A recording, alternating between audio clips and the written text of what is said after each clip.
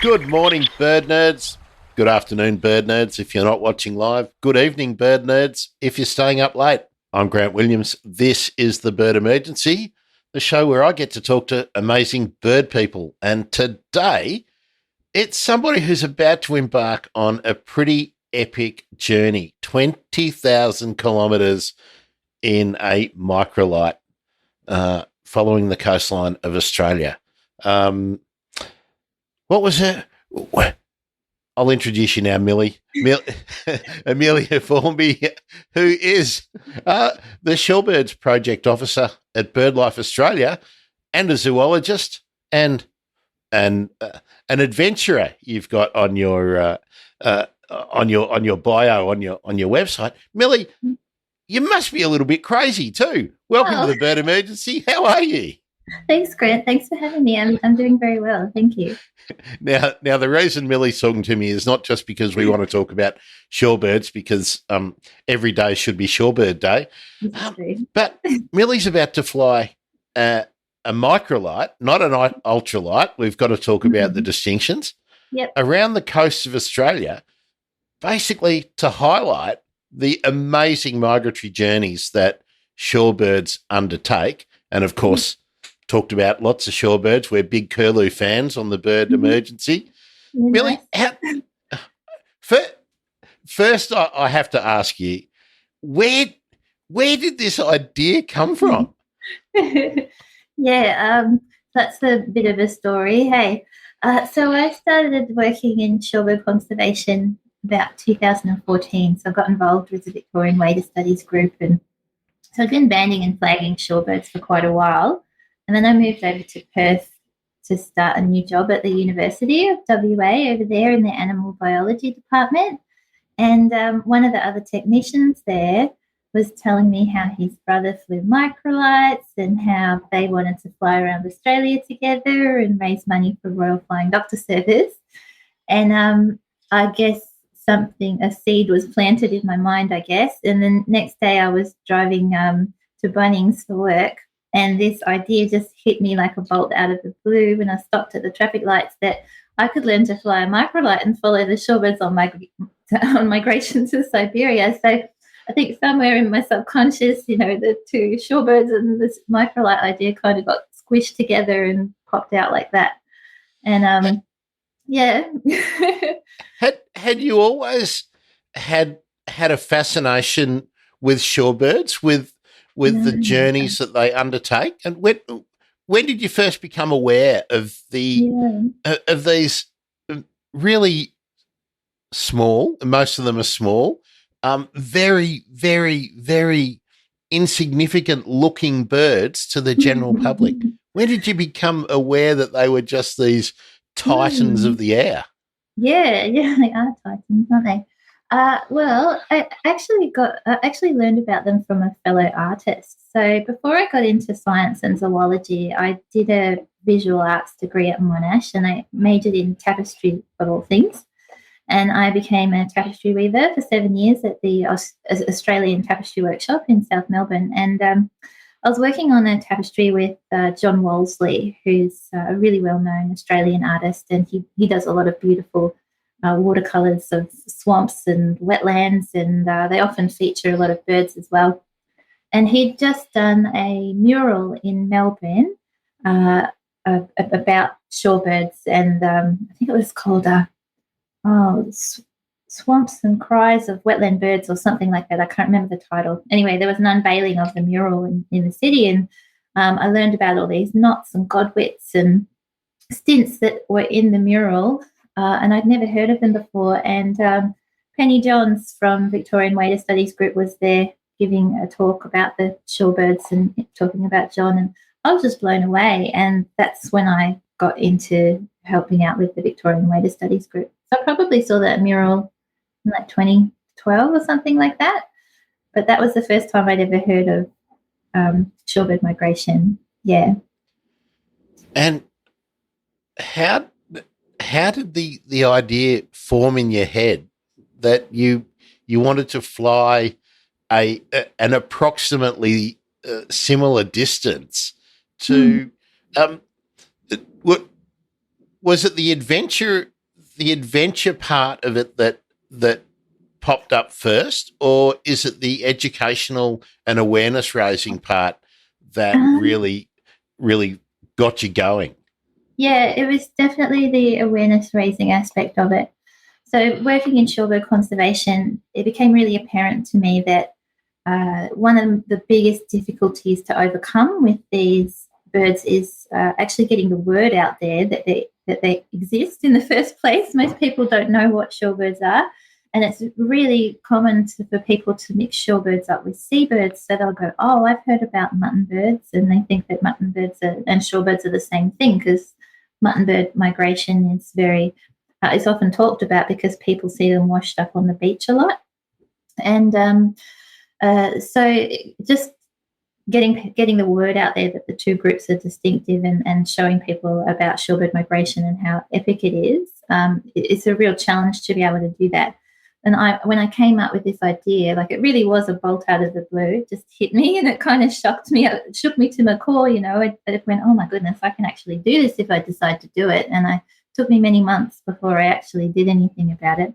But I was thinking, I reckon a female pilot getting out there and flying, doing this epic adventure, would probably bring a lot of attention to the birds themselves.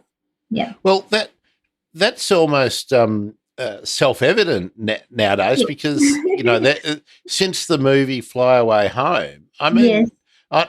I'm just going on an old man's faulty memory here, but I think that was an Oscar-winning movie.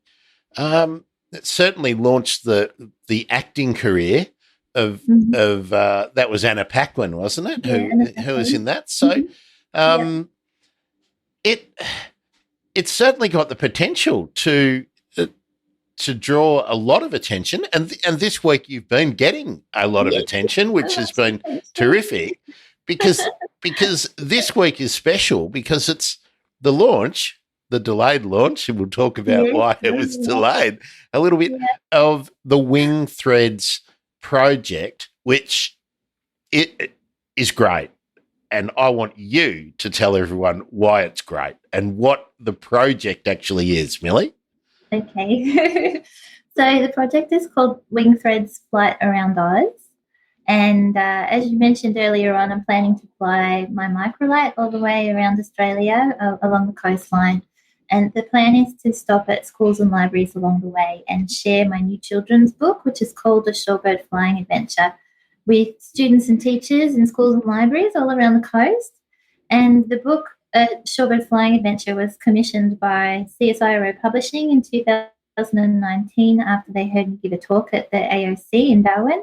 And they came up to me afterwards and said, would you like to do a kids' book? We'd like to have more female role models in STEM. And that was just a no-brainer for me. And I was thinking earlier, actually, it's perfect that we're having this chat today, because it's International Day of Women and Girls in Science. And the Shorebird Flying Adventure book is all about, having female role models in STEM. And the book, in the book, Microlight Milly is the main character, and she takes the reader on a journey through the East Asian Australasian flyway, and it shows how amazing and awesome migratory shorebirds there are, and they learn all about their behavioural ecology. Something that seems a bit of a disconnect for me as someone who's outside of the actual community of science educators and bird people is when I look at all the names of the people who are active promoting the work, being engaged in all of the engagement activities, so many of the leaders seem to me to be women, Milly. So it's you just have a look at the people that I've talked to on the show, and I do something regular with Holly from BirdLife. We've got Claire Greenwell, we've got Tegan, we've got you. Yesterday I talked to Kylie Soanes, I talked to Kate Ravage, Sally Bryant. I mean, the leaders seem to be equally, if not more, women in the communication space. And God, I hate saying that word, They're just activities that people are doing. Yeah. Is it still a massive wall that needs to be belted down, that women are not getting a fair go still in science, technology, engineering, mathematics, education? Yeah, I definitely think women have bigger hurdles to climb in that sphere. And obviously, women have different challenges to face as well when it comes to having science careers, because women have that choice whether or not to have children, and then whether or not to stay home and look after their children. And that has a big impact when you're working in a science career, especially if you're in academia or some kind of research field. I know that I've got a lot of friends who've had career setbacks for making that choice. My sister's one of them as well. She's an immunologist. And I think there needs to be more things in place to help women navigate those particular times in their life, those moments in your life that you have to navigate as a scientist. And there's only 28% of women employed in STEM fields in Australia as of last year, going by the statistics. And research shows that the best way to get girls into STEM careers is to have positive role models of them. So I think it's absolutely vital that, we're out there and showing girls what can be done. Yeah. Well, if that's an average that can be drawn across all of the sort of science fields nationally, it's going to vary internationally. But if we're talking about Australia, that means there are some really extraordinary people working in bird world in Australia, because they're the ones that are visible and that are talking beyond the community. And that's what I really appreciate about all of you. Now, I want to know, how much guts does it take to get in a microlight? And is that a separate passion like flying, or is it a means to an end for you? Oh no, it's very much a passion. But I didn't get into flying until I came up with this project. So I never went, I want to be a pilot when I grow up or anything like that. I didn't know any pilots. I never considered it until I talked to my mate about flying them. So when I came up with this idea, I think that idea hit me at the beginning of 2015, and I didn't actually do a trial instructional flight in a microlight until later that year in November. And I went, I better see if I actually like flying, if I want to. So I went and had, it's called a TIFF, a trial instructional flight. I went and did that with Gordon Marshall out at Sky Sports Flying School, which is about 200 kilometres east of Perth, out in the wheat belt.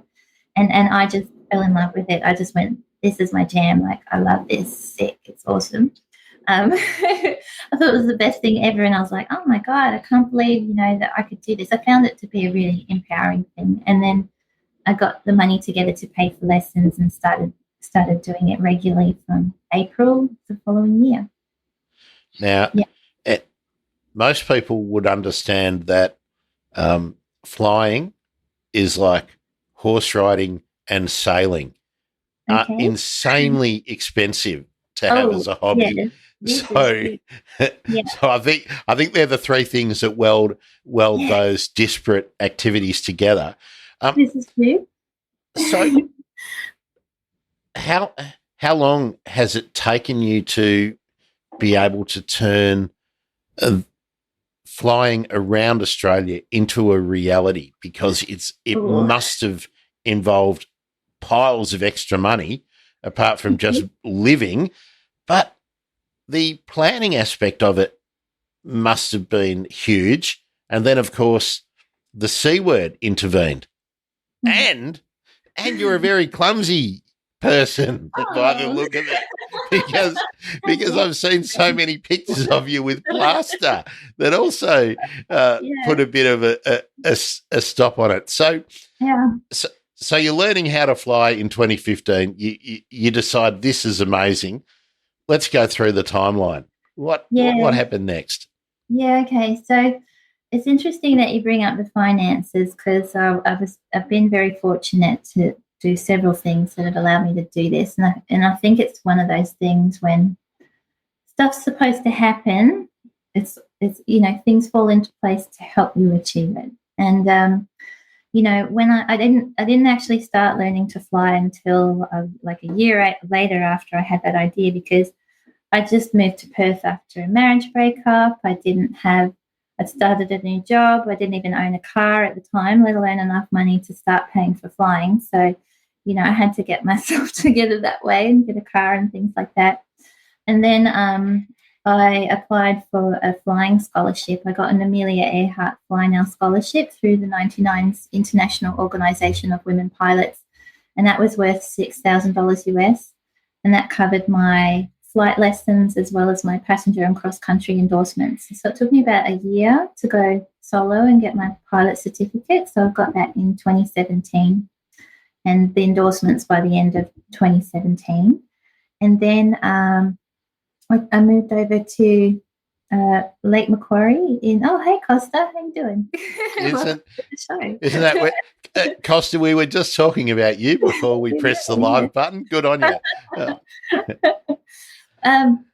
So I moved over to Newcastle to work with the guys who make the aircraft, Airborne Australia, and they ended up sponsoring me and allowed me to. So I moved over. I sold all my stuff in Perth, and so everything I own now just fits in my car. And I moved over to Lake Macquarie, and I worked for 6 months in the Airborne factory helping to assemble and service microlights, and those guys let me fly their aircraft for free for 6 months while I built up my flying hours. And during that time, I managed to get the money together from sponsorship, and I also ran a crowdfunding campaign in 2017 that raised $18,000. Peel Harvey Catchment Council sponsored me. An anonymous donor gave me a large sum of money, and Dick Smith chipped some in as well. And it was enough for me to get my own microlight aircraft, which I was able to help build myself with the guys at Airborne, and they let me use my hours working in the factory as credit towards the plane, and they did the plane for me at cost as well. So that was massive, like to have all of those opportunities.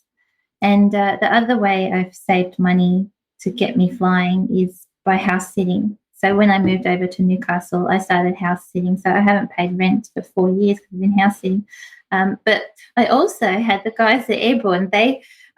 One of the guys there, Phil, had a caravan. So when I was in between house sits, I'd live in the caravan in the car park outside the factory. So I really have just, what do you call it, just bootlegged. I've bootlegged the project. I've done whatever I could to not pay rent so that I can pay for flying lessons. That's been my priority. Well, you're obviously very, very adaptable. You're obviously a good networker, Milly. Yeah. Look, off the topic totally, but what's it like being like a permanent house sitter? Yeah. I've been so fortunate. I've made a lot of friends. The place I'm staying in now that I'm live streaming to you from is a house sit that I've spent most of my time in, and the owners here spend half of their time over in Turkey. And I was so fortunate during the pandemic. They actually got stuck in Turkey during the pandemic, so I was living here for 10 months. So I'm here for months at a time. And what's it like house sitting? You make a lot of friends. You get used to uncertainty, and you have a lot of plan Bs. So my plan Bs were like, if I didn't have a house sit, I could always go and stay at the airport in the pilot's quarters because I was friends with the guys in the terminal who work for Skydive Australia and stuff and Airborne, or I could just swag it if I really got stuck. I've only had to stay at a hostel once, but you make friends. They let you crash on their couch. It's you get by. Yeah. You have to be adaptable, don't you? You have to be adaptable. Tell me about the process of crowdfunding for such a large undertaking, and the process of producing the book. I mean, CSIRO have committed to produce the book. So tell us about the skills that you have to bring on board after being a textile artist and then a zoologist. You're bringing so many different life skills together to then be an artist and a financier. An author and a financier. So how did the process of agreeing to the contract, because they've sought you out, that was fortuitous. But all the sort of business stuff, and then crowdfunding, getting the money, taxation implications, all that kind of stuff that I think scientists and conservationists are going to have to investigate a bit more often, as regular sources of funding are harder to get. What have you learned? What did you do? Tell us how that all happened. Well, just make it up as you go along. Ask lots of questions. That's pretty much been my way to go. I spend a lot of time asking people who've done it before what they did. And especially with the first crowdfunding campaign I ran in 2017, I was trying to get together $70,000 for a Microlight, and we only got $18,500. But when I think about it, like, that was such a massive achievement, because I didn't even have my pilot license by that point then. I was just saying, I'm going to fly to Siberia. I'm not even a qualified pilot yet. I mean, for people to invest in that idea before I've even got the skills was pretty massive. So I think that speaks a lot to the idea. But before I ran the campaign, I spoke to a lot of people like you and Richie, who had success with crowdfunding, and Matt Heron with the Bittens in Rice project, and others who've done it before, and they gave me a lot of tips. So that was fantastic. And I worked with the team from Remember the Wild. So a lot of the people from Remember the Wild, we did our masters together at Melbourne Uni in zoology. So having them on board really helped me to do all the media and social media, and just running the campaign and learning as you go what you've got to do to get yourself out there has really informed this current campaign that I'm running now. And I think I've been a lot more prepared, and a lot more. I've got a lot more connections in my network nowadays than what I did back then as well. I'll just editorialise for a minute, because I haven't met Catherine from Remember the Wild or Ewan. I haven't met Ewan, but their public presence on social media seems to be incredibly supportive of everyone else that's working in the field. And that's one of the great delights of doing a show like this, is that it's not competitive, it's really supportive, and the outcomes are what everybody is concerned about. So it's really good that they've helped you step along. But the crowdfunding, how did you just sort of decide one day, oh, well, I'll crowdfund it, and then you went online and thought crowdfunding platforms and looked for a platform? Because I'm sure a lot of people... Oh, you've frozen there, Grant. Is that me or you? Oh, we're back. You're back? Sorry. I think something happened at my internet end. Did you hear that question?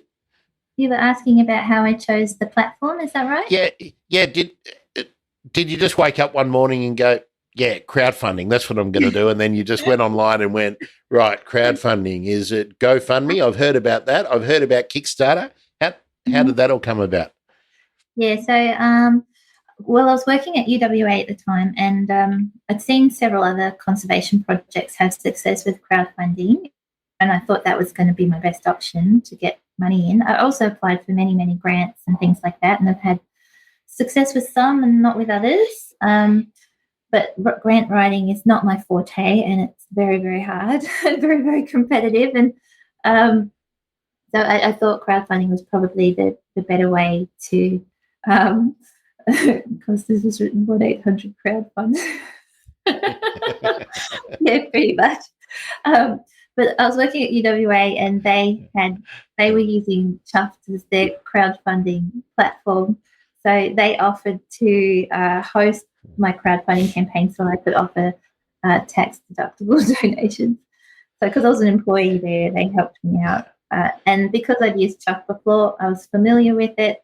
I went with it again this time. So yeah, that's an issue for anyone who's raising money, crowdfunding, absolutely. or as I'm dabbling with the Bird Nerd Trivia, that money there's no tax paid on it, and just because someone's donating to a good cause, it doesn't mean that it's tax free or anything like that. So seek some advice, I would say. Oh no, I did have done that. I've spoken to accountants and done all my research there as well, because absolutely you don't want someone to come along and say, oh, actually, you're going to take half of that. Yeah. Or whatever. Now, the difference between an ultralight and a microlight. Tell me what's special about what you'll be flying. All right. So a microlight is a powered hang glider. It's a 2-axis aircraft. So most people are familiar with 3-axis aircraft. So you've got can I get my hand here? 3 axes. You've got pitch, which is up and down. You've got roll, which is side to side, and then you've got yaw, which is twist. And microlights, you don't have rudder pedals, so you can't control that twisting yaw action in the aircraft, whereas all other 3-axis aircraft do. So in the microlight, you are not using a stick and rudder to control. You are actually holding onto a triangular control frame that's attached to the wing above you, and it's called a weight shift aircraft. So to turn the aircraft, you actually have to physically push the control bar left and right or forward and back to change pitch and roll. And the controls are actually opposite to a 3-axis aircraft. So if you want to go faster, you pull the bar in, and that will bring the aircraft nose down. So you pulling on airspeed, you go quicker, and you'll also start to descend if you don't have enough power on. And to go slower, you push the bar out, and that'll bring the nose up and slow it down. So the opposite controls to the 3-axis. Do you graduate from one to another? Like, do you step through, or have you started in pretty much in the same kind of aerobatic machine that you have built yourself? Okay. I started in microlights, and not everybody learns to fly both. I've learned to fly both because I wanted to get a controlled airspace endorsement, and so I can fly in controlled airspace, because there's 2 streams of aviation in Australia. There's recreational aviation, and then there's general aviation. And you can't fly in controlled airspace in the recreational aviation stream. You need to have a GA pilot license. So there's a recreational pilot certificate in RA and a recreational pilot license in GA. It's very confusing and annoying because it's CASA. So I had to go and learn to fly a 3-axis aircraft and get a recreational pilot license, or an RPL, so I could then go and get a controlled airspace endorsement. And once you have that controlled airspace endorsement, you can use it in any aircraft you want to, including a microlight. You just can't go and get one and do the training in a microlight. Okay, so to decode that, you had to learn how to fly to get a general aviation airline license in, for instance, a Cessna.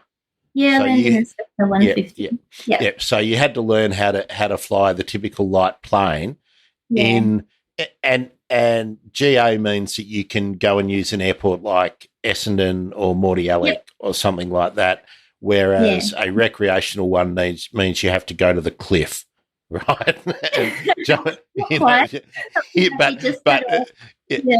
but you can't go into busy airspace. You can only go like you have controlled and uncontrolled aerodromes. So controlled aerodromes have air traffic control, and they're classified into 2 groups. So you have Class D and Class C airspace. So Class C is the really big ones like Melbourne and Sydney and Canberra, and then you've got Class D, which are the smaller ones like Essendon and Avalon and that. So you have to have controlled airspace if there's air traffic control. But at uncontrolled aerodromes, air traffic control might not be there. It is still hella busy. And you've got to rely on talking to all the other pilots, and the pilots doing correct radio calls and communicating with one another so that, you all know what you're doing. So, yeah, it doesn't mean you landed on the cliff. Well, but bird nerds, I never expected that you'd be hearing that on the Bird Emergency. Yeah, giving you aviation. Milly, how hard was it, or is it, to have planned out all of the visits that you're going to make at schools, and I'm guessing that you're going to be doing community events and whatnot along the way, and following on from that, can the general public turn up, or do they have to be school kids? Oh well, I'll start with the planning bit first. So the Microlight, I planned it based on, the Microlight's capabilities as an aircraft, I guess. So it's got an endurance of about 5 hours. And so most of the flights that I'm doing are between 100 and 300 nautical miles. So 1 to 3 hours of flying at a time. And I'm trying to maximize stopping at as many places as I possibly can on the way. So there's 90 stops around the country. I can only do a rough plan at this stage of where I'm going to stop over, because you can't do all the nitty-gritty planning without all of your, your forecasts and stuff like that. So, yeah, it'll just be as I go. You have to plan all that stuff much closer to the date. So it's a rough plan. With the schools and library stuff, I'll be setting up an application on my website for schools at the end of the crowdfunding campaign once I'm sure I've got all the money, so schools can apply if they want me to come to their school and do a visit. And we're planning to do like a reading of the book and an activity, book-related activity to do with shorebirds as well. I was actually thinking about possibly getting the kids to make their own fold-up books. There's online activity.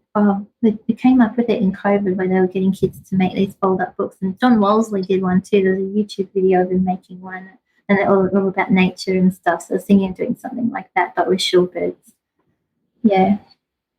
How many schools are you hoping to visit in the 20,000 coast? So obviously they're going to be schools around the coast. Yeah. So have you got an idea in mind of how many you'll be popping in to see? Yeah, well, I think if I'm at a stopover for maybe three days or whatever, I think it's realistic to visit 1 or 2 schools in a day without wiping myself out, and giving enough time for planning and all of that. So hopefully, we can visit maybe 2, 3, 4 schools at each stopover, if not a few more. So you mentioned about 5 hours is the flying time. The what do you call it? Uptime? Is there a groovy endurance? Endurance. Okay, so about 5 hours endurance. I'm guessing that's on a fair weather flying day. How far do you cover in about 5 hours? Yeah, so it really depends on the wind. So the aircraft burns about 10 litres of fuel an hour in that 5 hours. And if my aircraft does about 55, 60 knots, so an average of about 100 k's an hour. So if I've got a headwind, I will not be doing quite that fast. So I won't get as far. But if I've got a tailwind, I'll be going a bit faster. So it really depends. But I'd say on average about 400 to 500 k's off a full tank of fuel. And which way are you going? You're starting off in Broome. So are you heading to Perth, or are you heading to Darwin in the first instance? Yeah, I'll be going anti-clockwise around the country, and that's because the prevailing winds will be in my favour that way. So after a week, where do you expect to be after leaving Broome? I can't tell you, because it will all depend on the weather. Yeah. And look, every true adventurer has to have a ground crew, getting your dinner ready and taking takeoff and landing shots, or recovering you from, I don't know, a mangrove infested crocodile filled location. That'll all make for good TV, Milly, down the track. Who's in your ground crew? How many people? What's the Wing Threads operation in terms of personnel? Mm-hmm. Yeah, so I've got a few friends who put their hands up for ground crew so far. So my friends Jamie and Base, they've done their own sailing adventure down the west coast of Australia years ago called the Salty Voyage, and they were collecting water samples to measure plastic pollution in the Indian Ocean over there, which is incredible. So they'll be joining me for part of it. I've also got a fellow pilot, his name's Trevor, who'll be joining me for part of it as well. And another guy, Robin, he's a paragliding pilot, and his wife want to join me for part of it. So I'm really relying on volunteers. I was hoping Remember the Wild could join me because we want to do a documentary film about the adventure, but they're not in a position to be able to do that anymore, unfortunately, because so we're hoping we get the funding together and then they can get somebody to come along with me, because that was the original plan, having a member of Remember the Wild join me on the ground crew. But yeah, if people out there would like to come and join me for an adventure or part of, and you want to be on a ground crew, hit me up.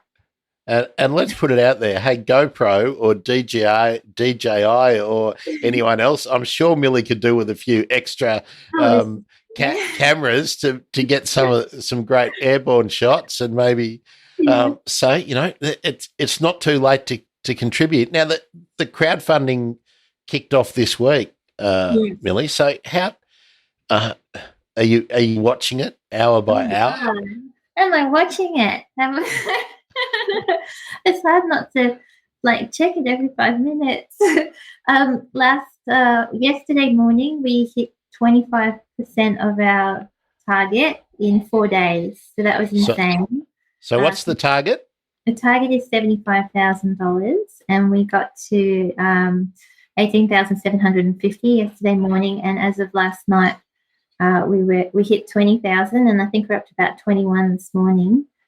So that just keeps ticking along, which is incredible, and in large part because of the wonderful Costa, who's joining us at the moment. Costa and I did a live stream on Monday night on the launch day of the campaign, and we talked about shorebirds and wing threads flight around Oz, and I invited Costa to come flying with me, which was pretty incredible, and he said yes, so that was amazing. And we did that flight together yesterday morning, and we live streamed it to Facebook Live, and I took Costa for a fly out over the Hunter wetlands here around Newcastle and down the coast, and we had a wonderful chat about shorebirds and all the work BirdLife is doing, and showed Costa the sights, and it was just awesome. We've had such a good response. Well, it's good. Good on you, Costa. You're in the peanut gallery today, so that's great. He's still buzzing, he says. For people who are just listening, Costa's in the comments, which is terrific. And one of my favourite friends of the show, there's Claire Greenwell, has just commented. Such an inspiring story, Milly. It's great to see so much community support behind this exciting project. It's definitely a win for the birds. Too right, Claire. Absolutely it is. Claire's done her own inspiring journey recently too. But you've got a donate button on Wing Threads. So I encourage you to click that. That will take you to chuffed.org, and you'll find Milly there, /project/ a shorebird flying adventure. So I'm sure on Chuffed, if you were to search shorebird flying adventure, you would easily find Milly. Please donate. 20,950 is. I've just had a look. So there is 27 days still to go. I'm pretty confident you'll reach that target, Milly. I think that we actually had a fundraiser last night that raised $2,000. So that hasn't gone in there yet. So we're very close to getting to 30%. I think we'll be almost a third of the way there by the end of the week, I hope. That would be amazing. Well, we might talk about this off air, but the whole idea of bird nerd trivia is to raise awareness and money for sort of small projects. So we might talk about whether we can do something with that too. That kind of makes it easy to get people from other parts of the world to get to know what's going on. Awesome. Here we are. We've got some more comments, which for audio listeners, you're going to have to bear with us. If you don't know who Costa is the host of Gardening Australia, which is the premier, longest-running gardening program in Australia, produced on our national broadcaster, the ABC. And Costa is big into community involvement. Milly, I'm surprised that you didn't try and land on his nature strip. That would have been good TV. But yeah, Costa's into sharing his community. Now, look, we're getting the comments coming in, which is what we like. Do you want to read that one out, Milly? Oh, it's Annie. Hi, Annie. Thank you for joining us. Annie joined us yesterday too for the live stream. Hi, Milly and Grant. I love your dedication, Milly. School children and adults alike are so privileged to have you as our role model. The flight with Costa was so exciting and fun. Thank you, Annie. Sorry for giggling. I saw this one before you did, I think. A Verge adventure with Milly. Yes, quite good on you, Costa. Look, there's quite a few people watching along. So if you've got a question, I guess it's a good opportunity to get one in there for Milly. Milly, you're a country kid. You grew up in Druin, in Gippsland, in Victoria. Yeah. I want to know how you got from artistry to zoology. Can you take us through that? Yeah, sure. Well, as a kid, I always loved animals, and I can remember asking my sister when I was 7, what do you call someone who studies animals? And she said a zoologist. And I was like, well, I want to be a zoologist when I grow up. And I loved drawing as well as a kid. And the only thing I ever wanted to draw was animals. I only liked drawing animals. So I guess the two things were always there from a young age. But I got into science later. I got into the art stuff first. I wanted to be an animator when I was in high school, and I did animation, and then I started doing an illustration course at TAFE, and then I did the Bachelor of Visual Arts and majored in tapestry, as I mentioned before. But when I was working as a tapestry weaver, I actually got a repetitive strain injury in my shoulder, and I went, oh, well, I can't do this forever. And the only other thing I ever wanted to do was work with animals. So I went, oh, well, I'll go back to uni and study zoology and follow that career. So I guess the two came together in that way. And I think, like, a lot of people say to me, like, art and science, they're so far apart, like they're opposite ends of the spectrum. But for me, they're not. They're actually essential. Like, you need to employ those creative narrative skills and visual skills to be able to communicate what the science says to the general public. So they're absolutely married together for me. That's a really interesting point. I felt that way when I got into horticulture. I never thought I had an artistic bone in my body, but horticulture, plant selection, expressing ideas in garden design, and understanding texture and form is absolutely the basis of being a good horticulturist. So, yes. And I think as well, on that note, I love that. It's like art and drawing teaches you to be observant. Like, you cannot create a drawing without being observant, and a large part of being a good scientist is being observant as well. So I think that's a really key skill as well that falls into those areas. You were just mentioning that you did some illustration, some training in illustration. Yes.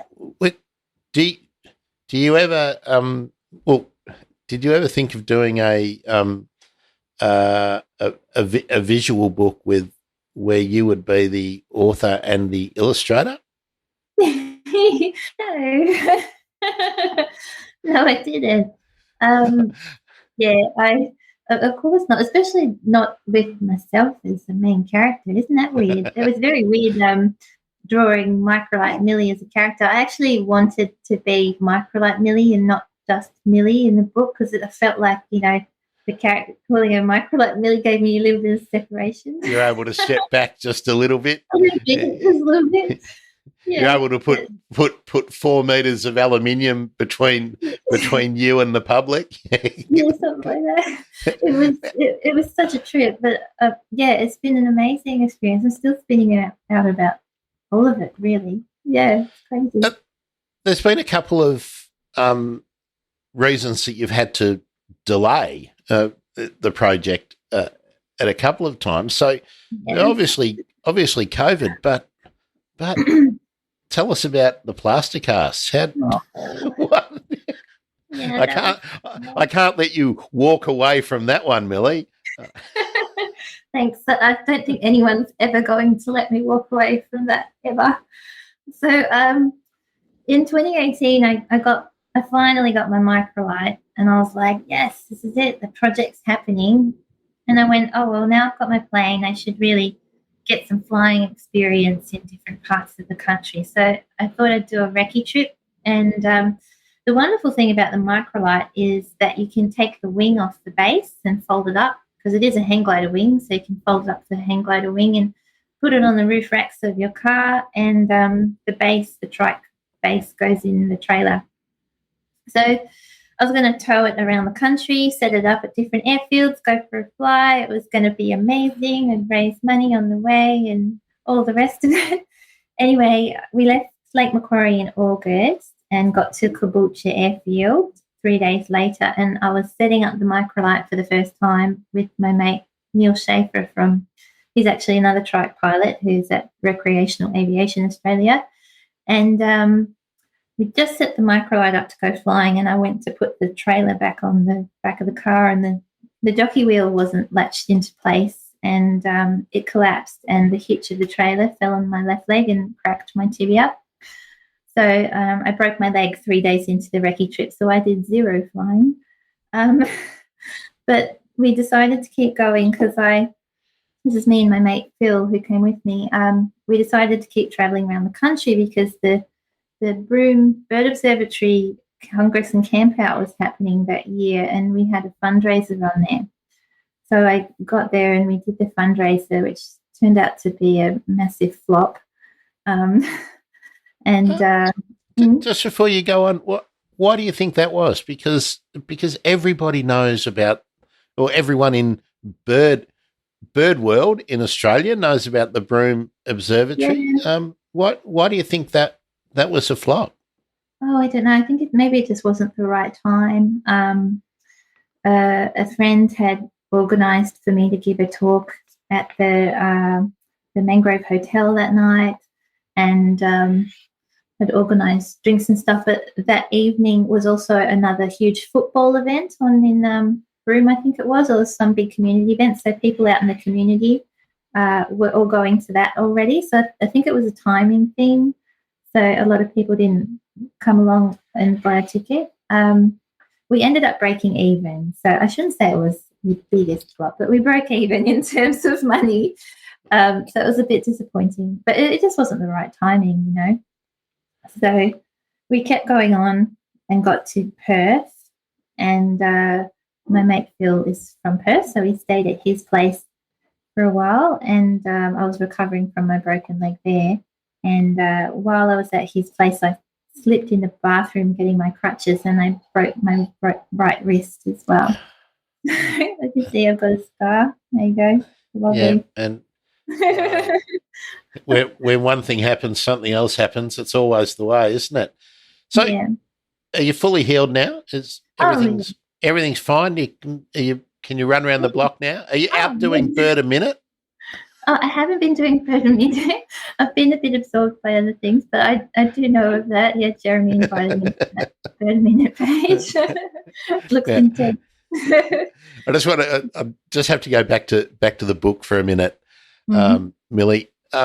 Jackie Karen, how did your collaboration with Jackie Karen come about? Jackie is, of course, the author of the book. That was the point of asking Milly about being the author and the illustrator.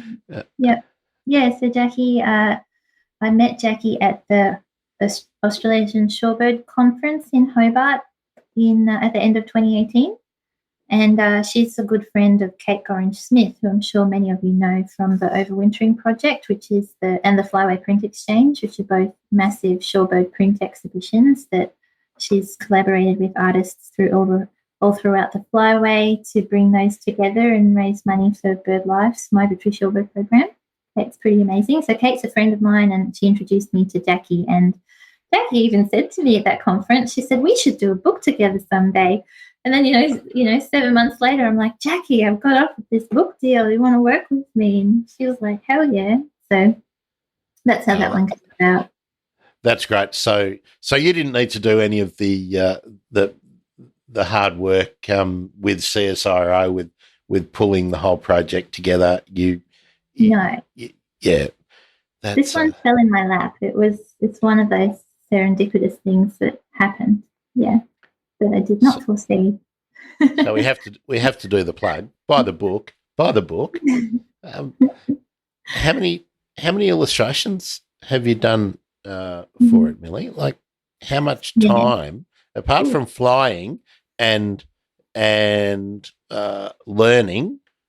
how to fly, maintaining your aircraft, doing all of your publicity and whatnot? How much time has it taken you to actually do all the illustrations?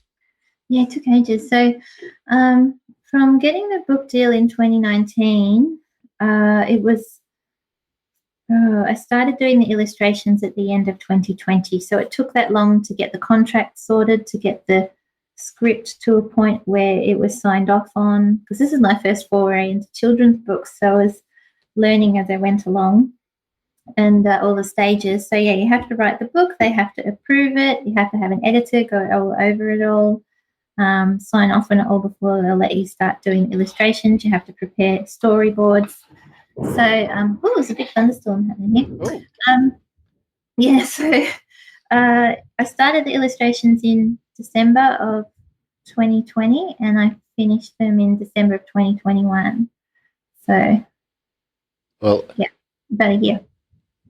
That's it's a lot of dedication, a lot of planning, a lot of time involved in getting something done. Yeah.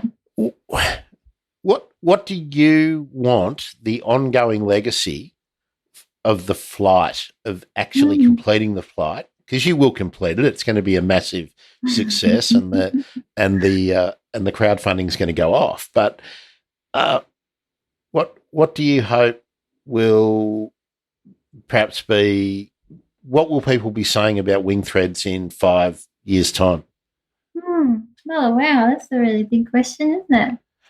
I would love to see birds like Bartail Godwit and Eastern Curlew and Redneck Stint to be like well-known names as flagship species, like, blue whale and orangutan and the panda, and deemed as worthy of protection. And for people to have an understanding of our wetlands and the importance of those wetlands, not just for birds, but for us as well as people, because these wetlands provide us with important ecosystem services like clean water and livelihoods and food. They provide buffers against storms and help store carbon for climate change, all of these massive things. And I think people often look at wetlands like swamps and stuff like that as boggy, ugly mudflats or whatever, and they don't see the value in it or the importance of it. And they're often the first place that houses are built on and that sort of thing, because they're not seen as like there's anything there. So I would love people to engage with the birds and the wetlands that they inhabit, and see their own connection as part of a larger global ecological network. Because I really think that I would say to people, shorebirds are my greatest teachers, because their migration path links over 4.5 billion people across 23 countries and 3 continents in our East Asian Australasian flyway. And that path is like a chain with links in it, they're stopping at each of those wetlands along the way. And if one of those links fails, they can't complete that migration path. So understanding our local wetlands within that global context, I think really helps us to put us back in the space of nature, to see ourselves as part of nature and not separate to it. Because I think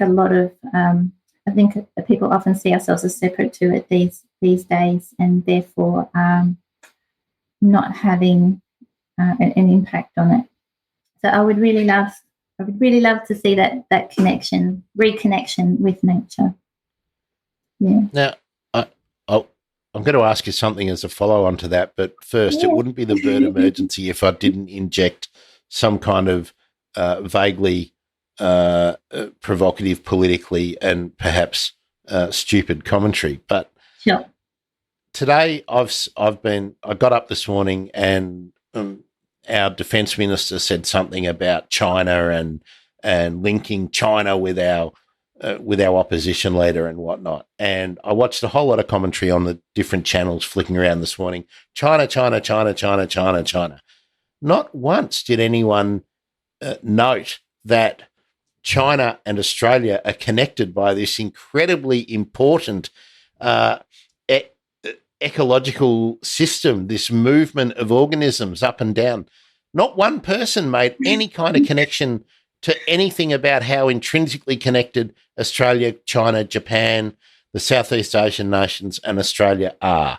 And I'm always frustrated about that. That's one of the reasons I do this, why I sit here every day and talk to amazing people like you who are working in this field. Well, when on a day when the koala is listed now as endangered, why isn't anybody in media running a regular segment talking to you, talking to Tegan, talking to Claire, talking about nature? I mean, we all know who bloody Lizzo is divorcing or dating or whatever stupid pop star rubbish, movie star rubbish. Why haven't we found space in our public discourse for our own amazing, unique nature? There we go. Do you think we're doing it? Do you think we're doing any better? Like in 10 years, do you think we're actually doing any better? Because there seems to be a whole lot of publicity in certain corners about projects, but we're not really doing any better on a whole, are we? This is a really interesting question. I'm glad, because it was a bloody long one. That's all right. I might have a bloody long answer for you. Yeah, you've actually just tapped into my interest in conservation psychology. So I'm really fascinated by how we actually frame environmental messaging. And I don't know if you're familiar with the Cartman drama triangle. Do you know about this? No, learn me, Amelia. All right. So the Cartman drama triangle is a framework that describes dysfunctional conflict dynamics.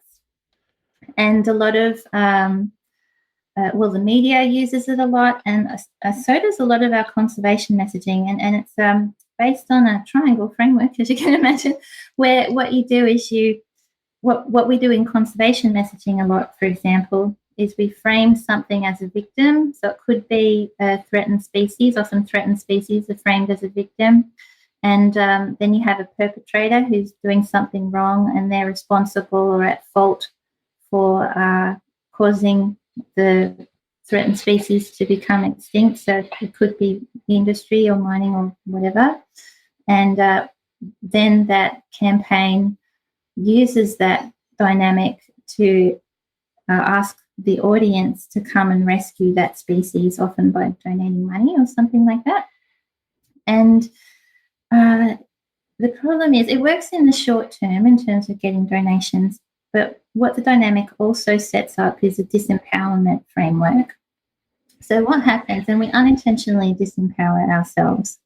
So what we do is when we say that thing over there that is causing this problem that is completely out of my control, that needs to change if things are going to get better, then what you do is you undermine your own agency and you start to feel powerless and like you can't do anything. And when you repeat that message over and over again because you want people to keep donating, what people start to hear is, well, you have to keep painting a picture of things not getting better in order for that to keep working, that dynamic. So when you keep repeating that message over and over, people start to go, oh, it doesn't matter what I do, nothing ever seems to get any better. And you get this picture that everything's just going to shit and it doesn't matter what we do. And I think what we've done over time is unintentionally created an unhealthy imbalance towards showing what's wrong instead of also showing the things that are working and the things that are going right. So when Jackie and I wrote A Shorebird Flying Adventure, I deliberately chose to move away from this drama triangle framework. And there's lots of rescuing language that is used in environmental messaging, like let's save shorebirds, let's fight for them, let's get angry. And if we get angry and invite other people to get on the angry bandwagon as well, and get angry at people who are responsible for this. And it's a punitive system as well. We use shame and blame to punish the perpetrator. And I'm guilty of that. Everybody is. I've got to be honest with it.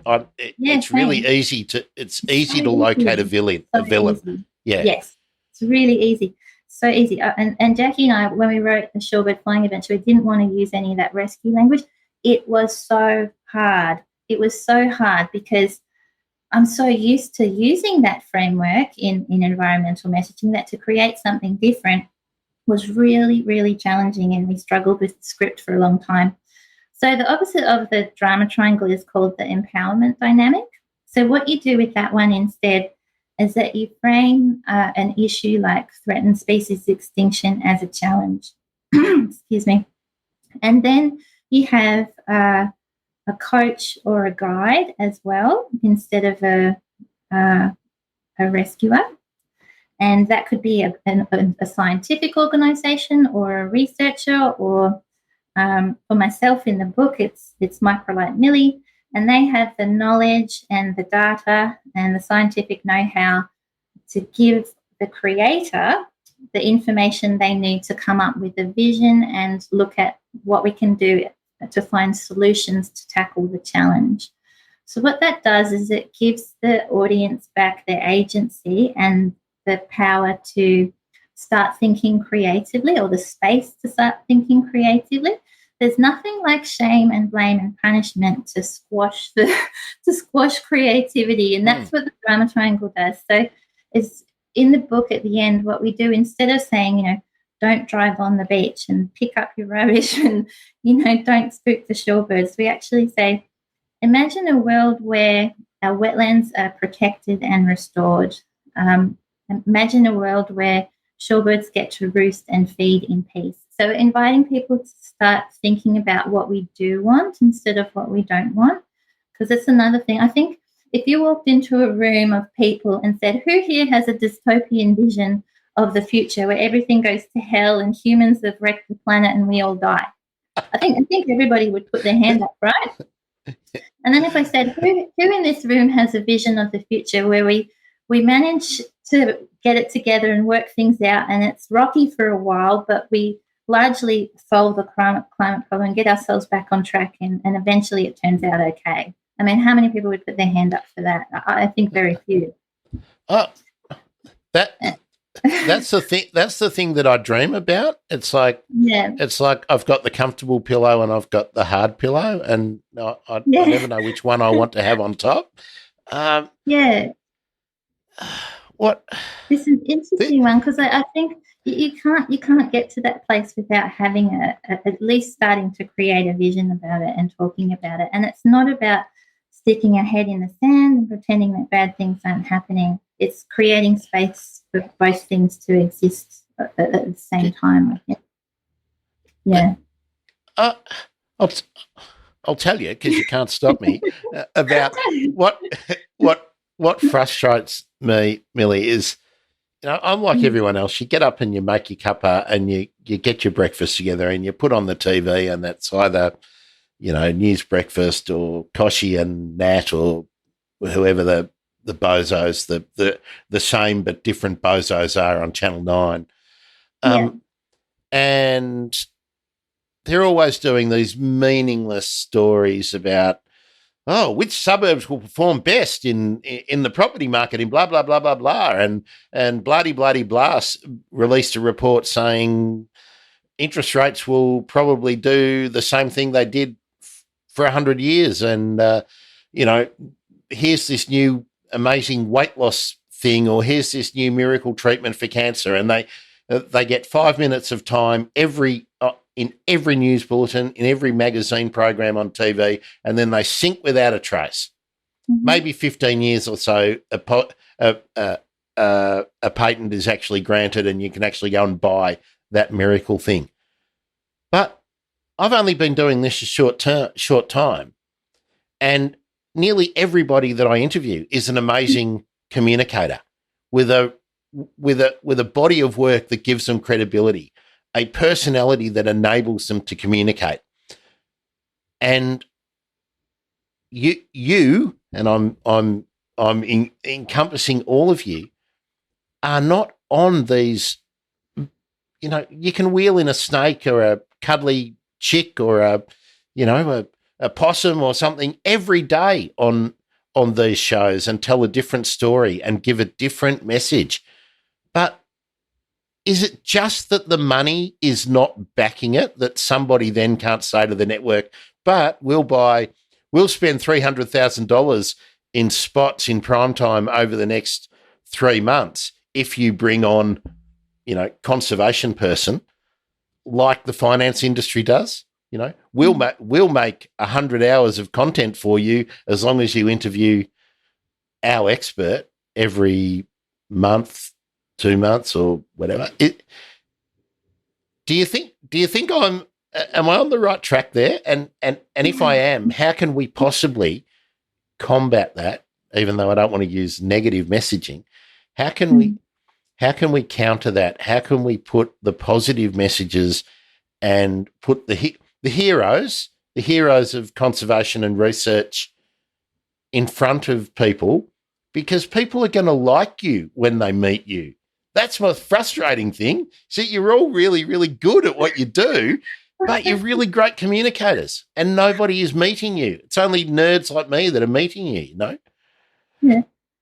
I'm not sure there's a question that you're asking. Okay. That we should incentivize networks to put people on the television. Is that and does it frustrate you that the whole architecture, I guess, the conservation architecture, the money architecture, doesn't allow to combat or compete with because no matter which way you slice it and dice it, the finance industry is not going to be conservation minded unless we change our property and development market. Our sort of well-being messaging is always about building more, doing more. Yeah. That doesn't really line up with the stuff, which in turn means that we have to press the panic button to save everything. And it's not about retention. It's about surviving at the last minute, which is why I had to call the thing the bird emergency. If I called it conservation success stories, no one would listen. They'd go, "Oh yeah." Well, I think that's a point in itself. Like, why can't you have conservation success stories in there as well? I think that the two are key. Well, that's what I do. I talk about conservation success stories, but if I just put success stories in a list of endless podcasts. That's the last thing people click on. We're all conditioned to it. That's the problem. Yeah, that's what I was going to say. Yeah, we're all conditioned to it. I would agree. And that's really the conversation that I want to start with people, is how do we start to turn that around? Because I think that it works in the short term, but in the long term, what we end up with is burnout and then disempowerment. It's a disempowerment dynamic that is not sustainable. And I would hope that you're let's put a challenge. Let's challenge mainstream media like they give a shit. I don't know, because wouldn't it be great that everywhere you land, all the towns, that the local news crew and all the commercial local news crews are begging for government money, because it's not fair that the ABC have got local reporters and we don't. But shouldn't the ABC and the local news people be turning up, interviewing you, wanting to get you into the studio to do an interview with you? That's the world I want to see, Milly. That would be awesome. Yeah, it would be really awesome. I'm probably the least political person that you would have on your show, Grant. Yeah, well, that's why. Look, nobody else needs to be political. I'm doing more than enough of that myself. So, sorry if you're enduring it too, by the way. No, it's okay. I find it quite fascinating. I deliberately, I engage with it as little as possible because it brings me down, and I find it leads me into that space where I am getting resentful and depressed and upset, and I can't operate on the level that I want to be at if I'm in that space. And I think for myself, I've learned you can't change other people. You can only change yourself and be an example of what you would like to see out there. And I focus on that and the people that want to engage with that. And the people who, I could be banging my head on a wall trying to get someone to be into what I do and think how I think forever, or I could go and engage with the people over here who get it and connect with it and start to grow that community and work with them, and let the people who aren't with us go about their business and let us grow our thing and focus on that. That's sort of where I direct my energy. Does that answer your question? Yeah, it does. I'll take on all the negative stuff for you, Milly, so you don't need to.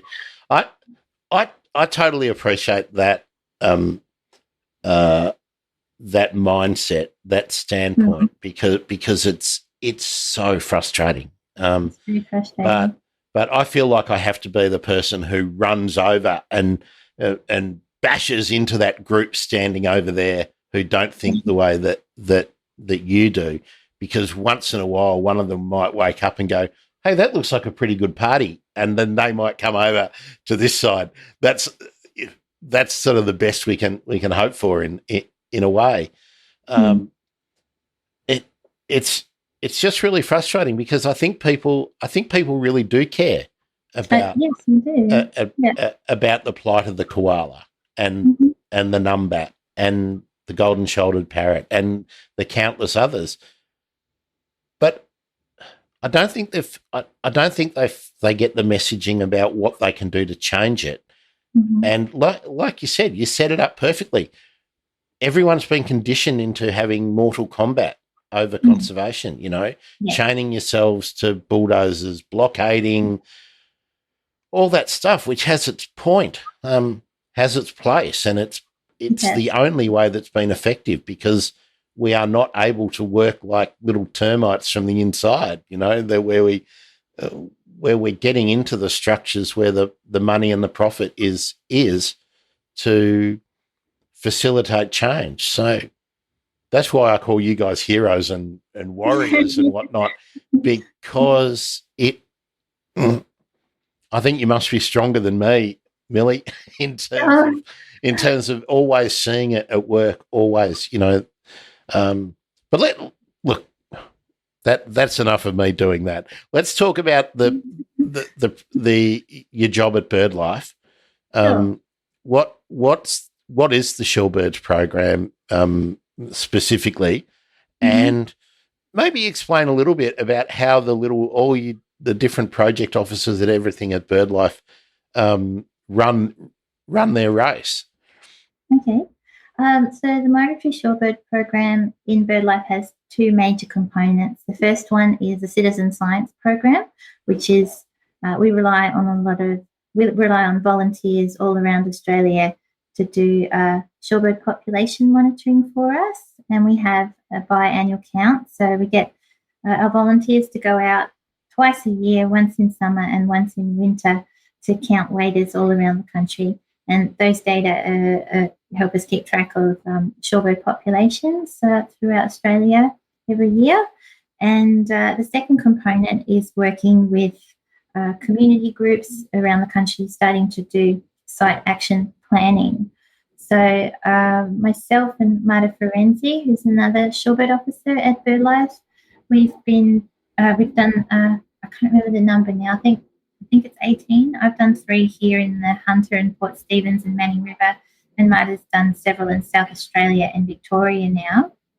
So they're as part of the Migratory Shorebird Conservation Action Plan that Dan Weller helped put together years ago with Connie Lee.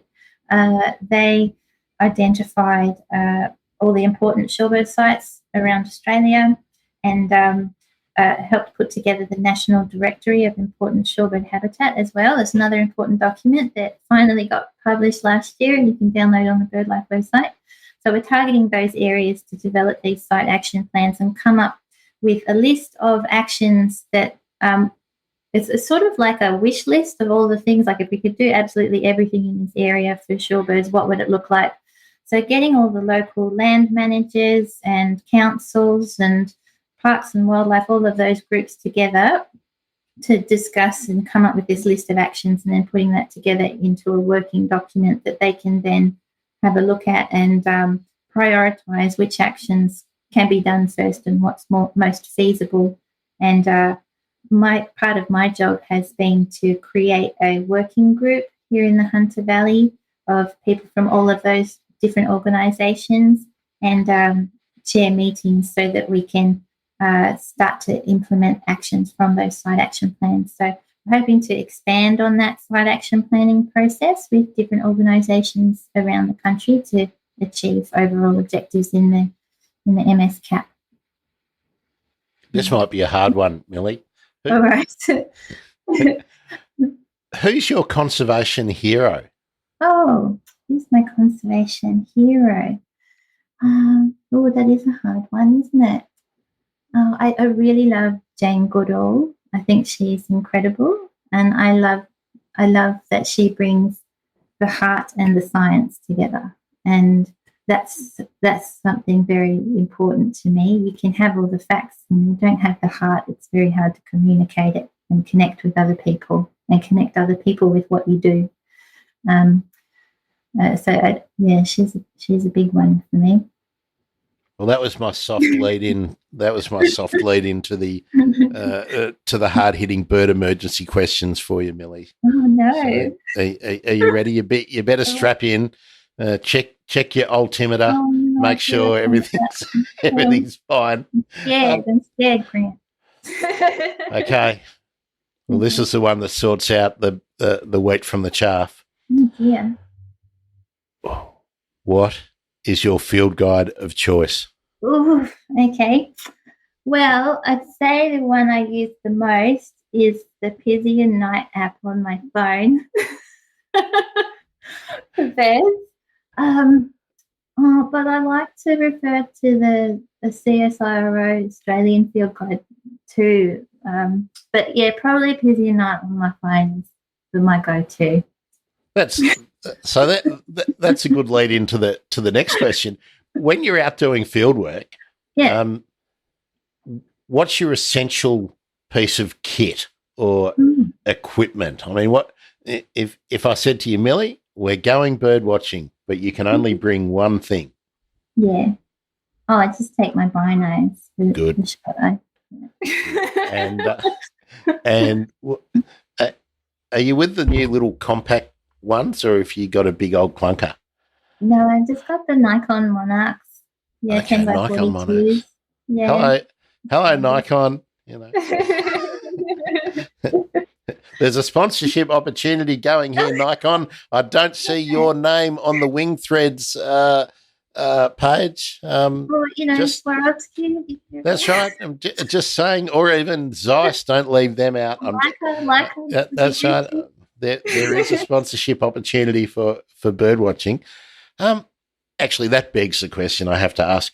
When you're up in the air, like, we see the fantasy movies about the flying with the geese, and I see a lot of people doing stuff on YouTube where to me, it's harassing. They're harassing migratory birds and whatnot. But is that fantasy? You're up flying, and then the birds just go, "Oh, look, there's a man-made contraption flying down our flight path. Let's go and join in." Does that ever happen to you, Milly? Oh, it's fantasy with the shorebirds, that's for sure. They're way too flighty to be bothered with my aircraft. But I have had moments where I've flown with birds. So I took off at Maitland Airfield one time, and there was a pair of pelicans right next to me, and I was close enough to see him give me the side eye and just peel off to the right. And I was just yeah, no.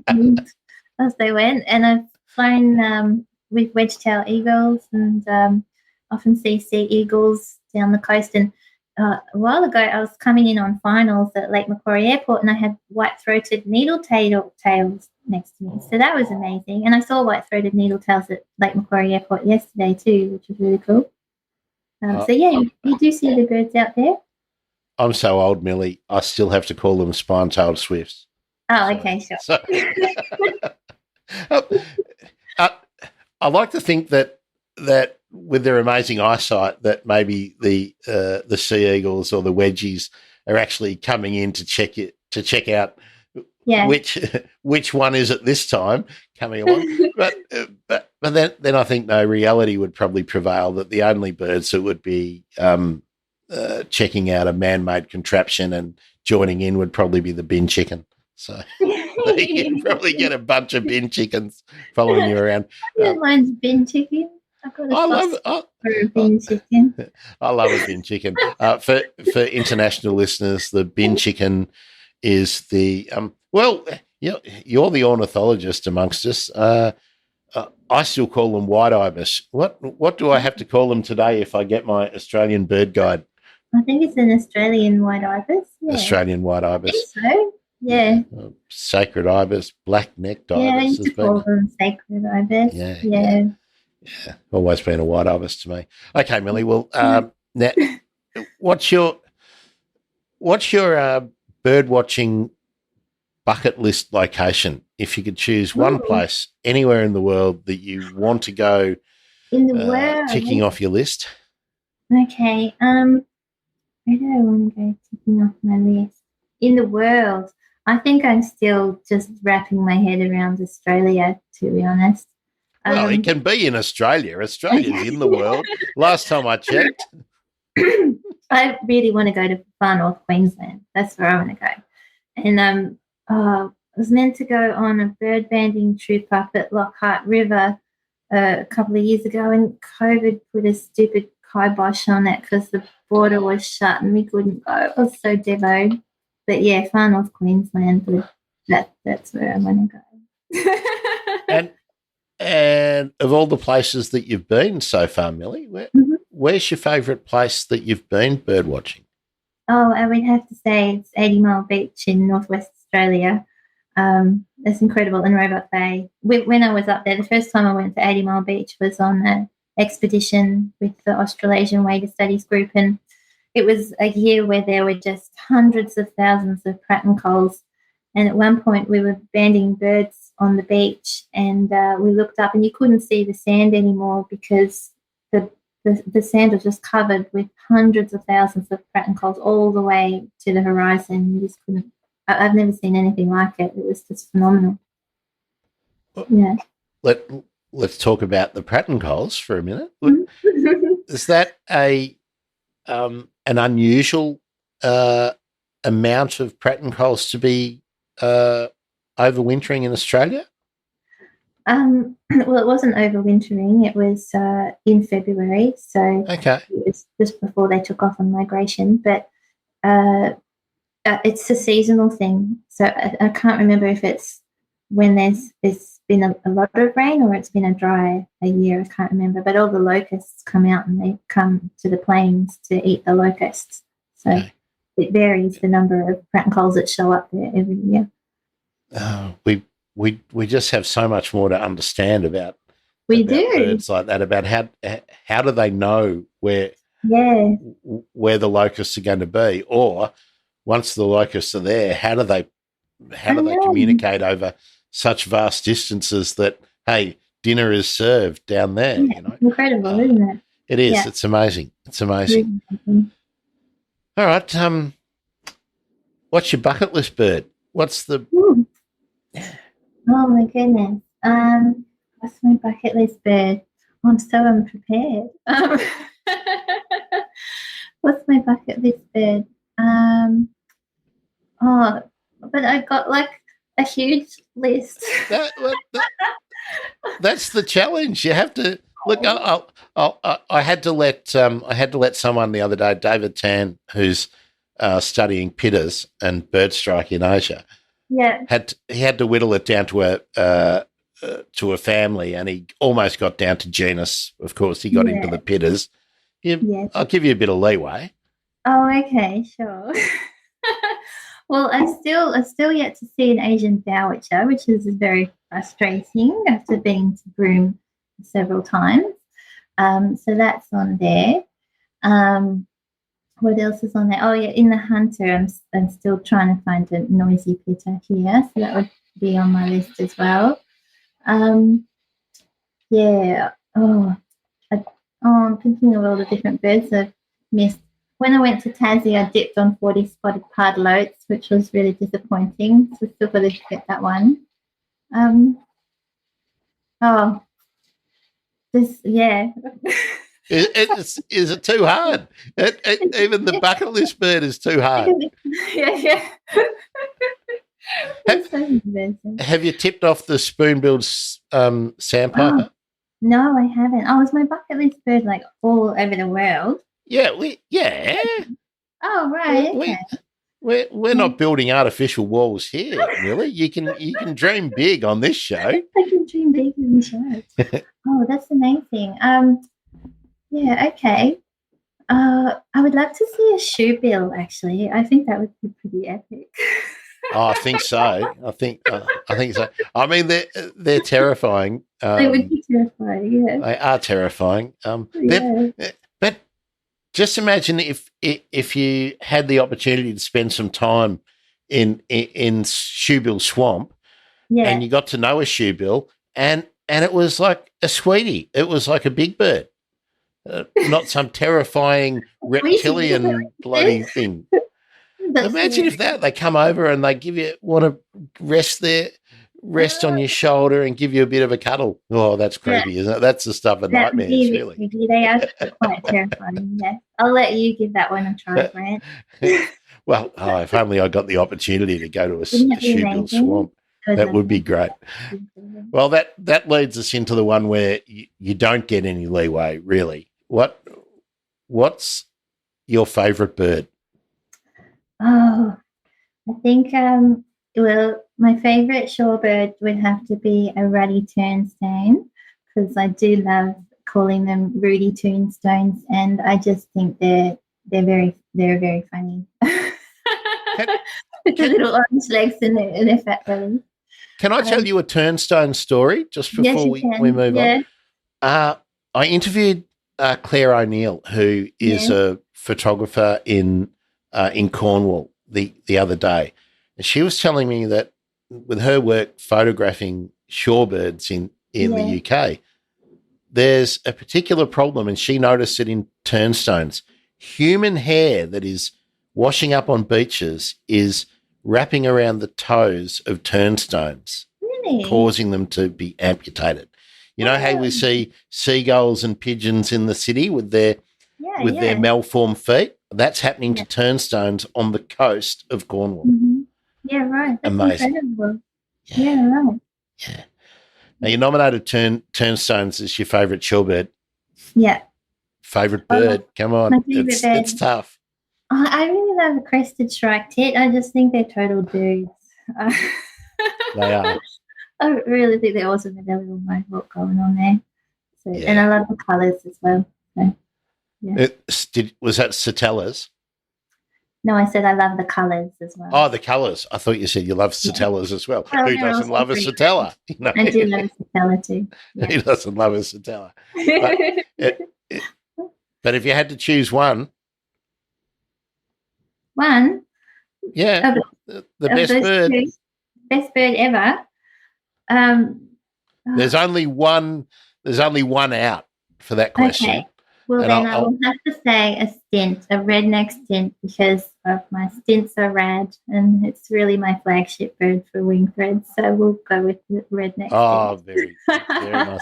Yeah, I love the stints, and the stint is almost emblematic of all the things we've been talking about before about the familiarity, yet the complete lack of familiarity that we have with shorebirds. It's true. Running around on a beach near you right now, you've probably seen it 100 times, and you've probably never noticed it. And that's the thing about redneck stints. I'll just say to anyone who's watching who is a potential guest on the Bird Emergency, the only out for that question is that the best bird is every bird. Okay. Oh, sorry. Yes. I remember that for next time. Yeah, that is. Well, Milly, it's been great to meet you. I am so glad, actually, before you started all the publicity stuff, Holly did tell me, you've got to speak to Milly. So I went stalking the website, and that was how I noticed, oh my God, she's got a plaster on her leg. What happened here? But I think because we're talking about the project, I just think it's so hard to get sponsors, right? Yeah. So let's give them a bit of airplay. Of course, BirdLife Australia is sponsoring the project. Do you know them all off by heart, or do you want me to run through them? I can run them off. Yeah. So my biggest sponsor is the Peel Harvey Catchment Council in WA, which is the Peel Estuary, is one of the major shorebird sites in WA. They supported me. Airborne Australia, Avplan EFB, they offer me in-kind support with their navigation software. Australian Geographic, Remember the Wild, BirdLife Australia.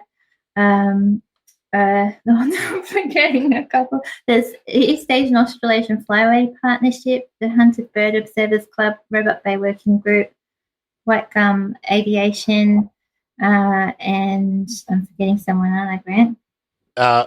Bittens in Rice, Wader Crest. Wader Crest, yeah, they're on my plane. UWA, Remember the Wild, of course. You've actually got more, because you've rattled off more than are actually on the website. So that's great. Well done to all the organisations that have come on board, especially well done to you for putting it all together. The book is in, what do we call it? Pre-production, pre-publication? It's currently in print right now with CSIRO, and it comes out in June, but you can pre-order it through the crowdfunding campaign, which gives me a little bit of an extra donation too, if you're into that, or you can pre-order it directly through, CSIRO publishing website. So they're the two ways you can get your hands on it. Yep. So if you can, please do buy the book, and let me just refresh chuffed.org, and there we go. Somebody's put a couple of $100 since we've been talking, Milly. So that's great. Good on you. Do head out to chuffed.org and check out a shorebird flying adventure and kick in a couple of bucks, or if you want to remain anonymous and kick in what do we need? $54,125. If you've got that lying around, kick that in too. I've been telling people, sponsor a kilometre for $5. If we had all 20,000 kilometres around the country sponsored for $5, we'd have $100,000. Wouldn't that be so that's exactly the way to do it. That's great, Milly. We'll talk more about maybe some other possibilities that we might be able to. That'd be awesome. Build up that total, and I'll put you on the spot now, Milly. I want to do some updates as you're going around the country. So keep in touch, and we'll organise that, because as much as I want it to happen, I don't think that Win News or Prime News are going to be there when you land every day. Hopefully they are at some locations. But maybe we can work out a way to stream something onto your website as you go around, if that's something that you would want to do. So I think that'd be really fun, Grant. Let's do it. Let's do it. Hey, Costa, come on for a question and answer session with us, and lend your not insignificant public profile. There we go. Oh, that's unfair, isn't it? That's totally unfair. But hey, I've done it. Too late now. Yeah. Milly, thanks so much for coming on board. Thanks for inviting me, Grant. Don't break anything else in. Actually, how are you getting across to Broome? I mean, that's an undertaking in itself. Yeah, it will be. So I'll have to trailer the Microlight up there. So I'm just got my fingers crossed for the border opening by May, but I've got a backup plan. So if the border opens, but we can't get up to the Kimberley if they're restricting movement up there, I will start at White Gum Farm, which is where I learned to fly in WA, just near Perth, because it's got obviously sentimental significance for me. And if the WA border doesn't open at all, then I will take off from here in Newcastle in Lake Macquarie and head north, and hopefully the border will be open by the time I get around.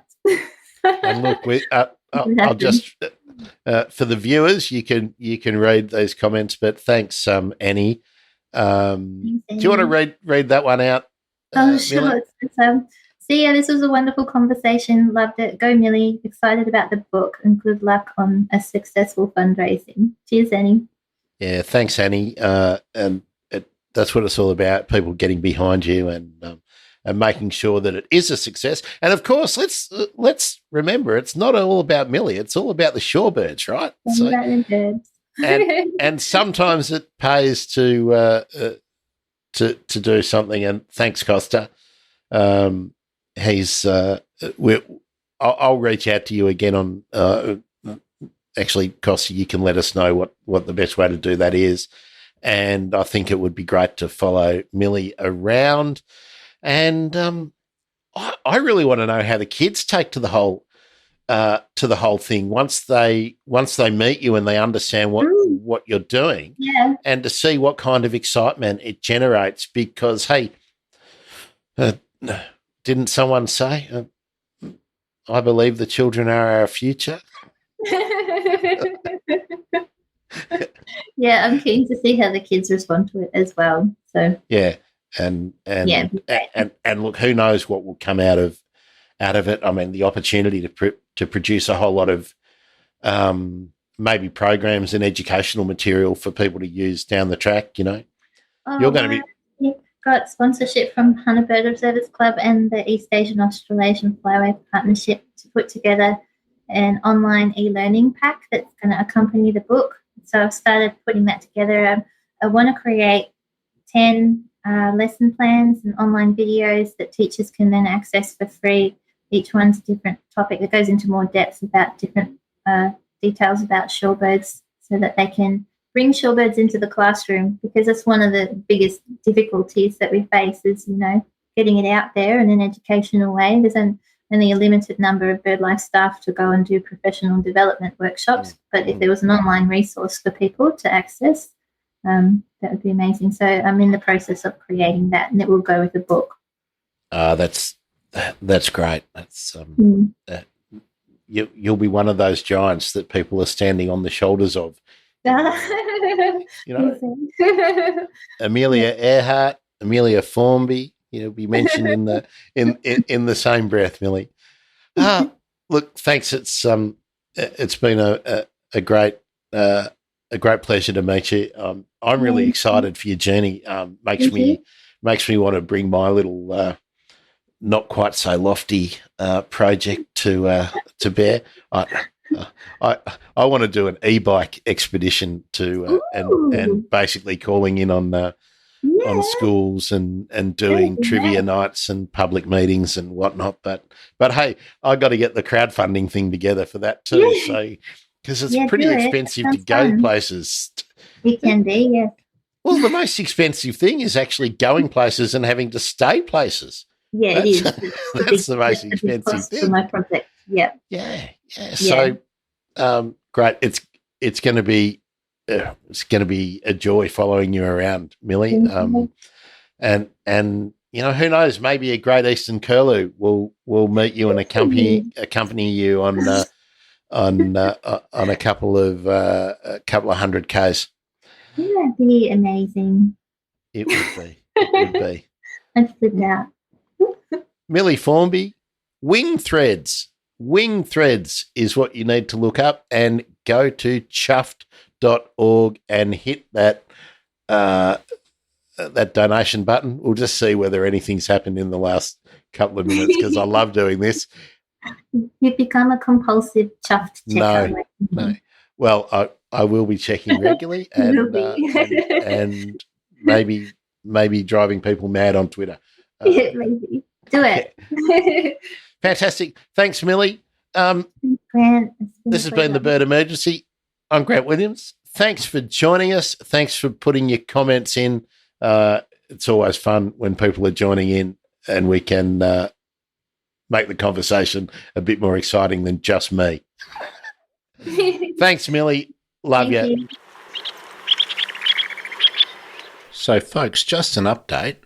Just before pressing publish and giving you this episode, Milly's fundraising is at $71,610, just marginally short of the $75,000 target. So if you would like to help Milly get to her target, please go to thebirdemergency.com/support Milly, and you will be able to easily give her $5, $10, $20, however much, and see if we can push her all the way in the last couple of days of that fundraising effort.